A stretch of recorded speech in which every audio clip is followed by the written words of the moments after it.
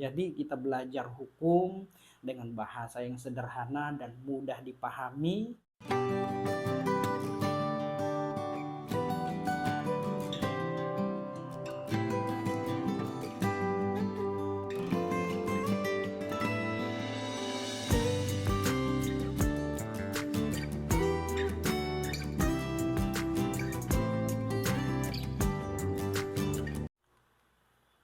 Halo teman-teman, Assalamualaikum warahmatullahi wabarakatuh. Apa kabar semua? Sehat selalu ya, amin.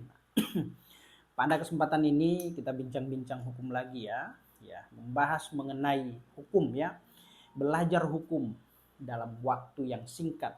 Cukup 10 menit saja ya. Jadi teman-teman, saya minta silahkan tonton video ini sampai selesai. Kita belajar hukum dengan bahasa yang sederhana, yang mudah dipahami dan dimengerti ya. Hanya 10 menit saja teman-teman ya. Jadi belajar itu enggak hanya di bangku kuliah, di bangku sekolah ya, tetapi modalnya murah.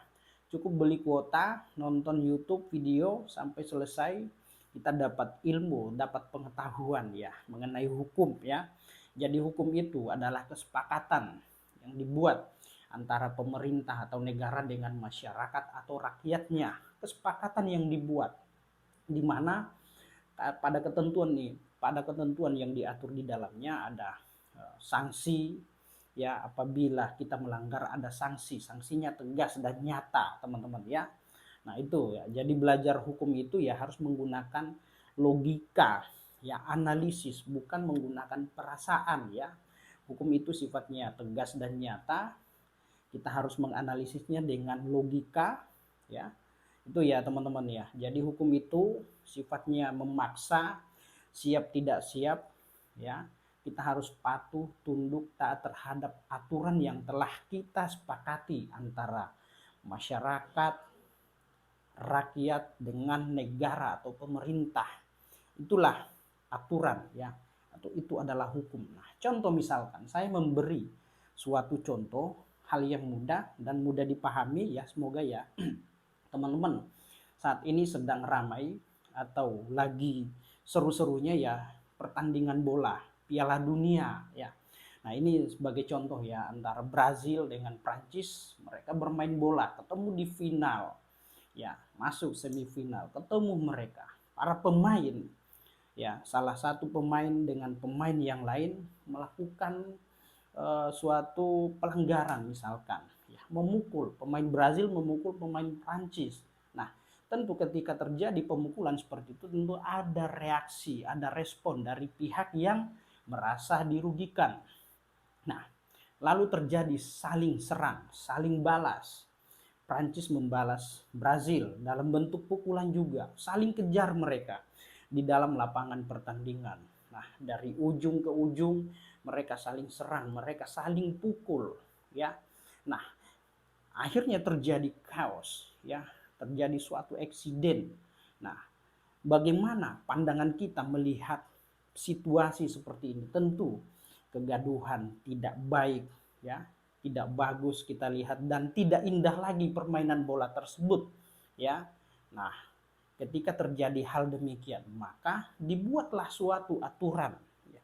Dibuatlah suatu aturan ketika salah satu pemain bola melakukan suatu kecurangan, tindakan, maka akan diberi sanksi. Ada sanksinya teman-teman ya, ada sanksinya. Nah misalkan orang yang melakukan pemukulan duluan secara fisik, maka akan diperingatkan, diberikan kartu kuning ya. Tak hanya kartu kuning, nah kartu itu harus dibayar nantinya, ada biayanya. Nah apabila kesalahannya fatal atau mengulangi tindakan dan perbuatan itu lagi, maka dia akan diberikan kartu merah oleh wasit.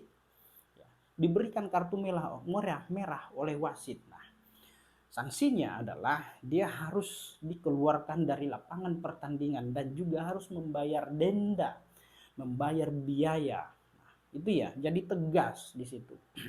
Nah, setelah dikeluarkan, dia tidak dibolehkan bermain selama beberapa waktu ke depan.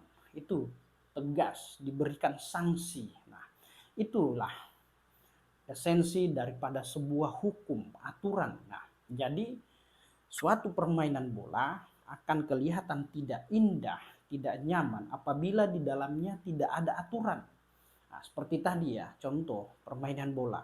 Terjadi saling serang, terjadi saling pukul, aniaya. Nah, ketika tidak ada aturan di dalamnya, maka apa yang akan terjadi? Bisa saling pukul, bunuh membunuh mereka dengan massa kekuatan yang banyak, ya.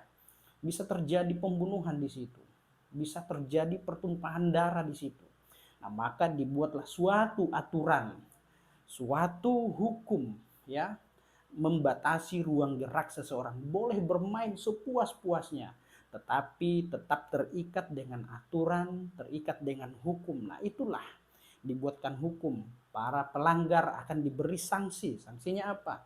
Ada kartu kuning peringatan dan ada kartu merah. Selain itu, mendapat kartu merah mereka harus membayar denda. Nah, setelah bayar denda mereka juga tidak diperbolehkan untuk bermain lagi selama beberapa waktu ke depan. Nah, itulah hukum ya, teman-teman. Sifatnya mengikat tapi tegas. Nah, hukum itu telah kita sepakati antara negara dengan masyarakat atau rakyatnya. Nah, itu teman-teman ya. Jadi, suatu aturan sangat dibutuhkan dalam suatu tatanan, entah itu dalam permainan, entah itu dalam suatu lingkungan, wilayah, bahkan negara sekalipun ya.